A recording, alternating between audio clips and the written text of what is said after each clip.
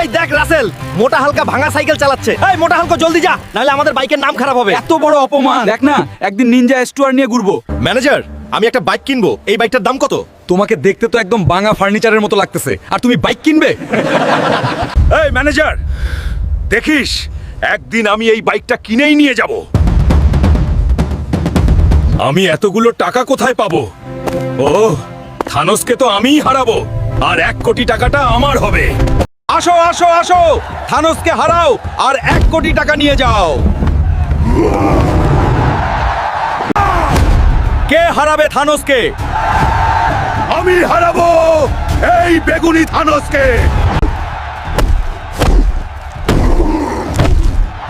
বন্ধুরা, তোমরা সবাই জলদি লাইক, কমেন্ট আর সাবস্ক্রাইব করে দাও, যাতে আমার শক্তি ফিরে আসে আর আমি থানোসকে হারাতে পারি।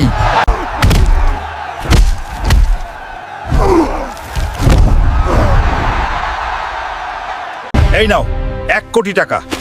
এবার আমাকে নিনজা H2R বাইকটা দাও। আমাকে মাফ করে দাও হালকা। এই নাও বাইকের চাবি। এই বলদগুলো, আমাকে মনে আছে? আমার সাইকেল দেখে হাসিস না। এবার দেখো কার বাইকটা সেরা।